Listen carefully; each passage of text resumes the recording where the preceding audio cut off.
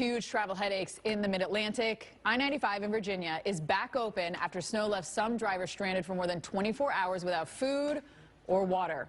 And there is more snow on the way this week, and it is going to pass right over these same areas. Yes, so have we learned our lesson here? What should you do if you find yourself in a dangerous travel condition like that? Besides the obvious, stay off the roads. Car coach Lauren Fix joins us now with some tips on how to prepare. Lauren, I'm sure you've seen this whole story unfold, certainly over the past 24 to 36 hours. Let's just start with the kit. Let's give our viewers an idea of what should be in that car. Should this happen to them, or should they ever use it or not? Well, you never know wherever you live, wherever you're traveling to. I always say there's a few things you should always have with you. If you don't know how to use jumper cables, you can buy a jump box. They're under $100. It's a great gift for someone who has no clue what they're doing. And this way you don't need another vehicle to jump a dead battery. Mind you, it does not work with many hybrids, and it also doesn't work with electric vehicles because you're going to need a real generator in order to get that power. So keep that in mind if you're sitting in traffic. Now, what if you don't know how to change a flat tire? You can't. Maybe you have a disability, you're pregnant, whatever it might be. You don't have a clue what you're doing. Well, that's you can buy a tire inflation product that has a compressor in it. They're about $20. You can get them at any big box store, any mass merchandiser online. That should be in your vehicle. I know the tire guys hate it as a technician, but I will tell you it's better if you don't know what you're doing than to sit on the side of the road and wait for help, because with all those cars you've been talking about, everybody needs help. And that's going to be hours and hours, as you're seeing, for them to clear those roadways and get to you. So you need to sort of be a Boy Scout or a Girl Scout or a Scout in general and sort of prepare. So one of the things I tell people, listen, you never know, even in Virginia, D.C., we're watching all this. The temperatures get cold and you're stuck in your car. So you start your car every 15 minutes, you heat up the seats and whatever electric, the heated seats are probably the best way to warm up.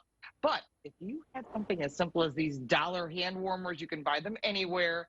This is what everyone should have in their car. I say hand warmers, foot warmers for every person that rides in the car on a regular basis. So if you've got little ones, better to be warm than not to be warm. Carry those extra blankets, gloves, hats, first aid kit, and I always carry medication. If you're not sure, better to have the medication with you in your bag than not to have it with you, especially if it's on a timed regimen. You don't want to miss that. And this stuff doesn't take up a lot of room. You can put it in your trunk, tuck it in, you know, to one little side. Yeah. Put it in the bag. Duffel bag. Yeah. Let's talk about gas versus electric vehicle. How do the electric vehicles hold up in prolonged cold temperatures like this? Well, electricity and cold or super warm temperatures don't work. We have this conversation all the time with regular combustion engines.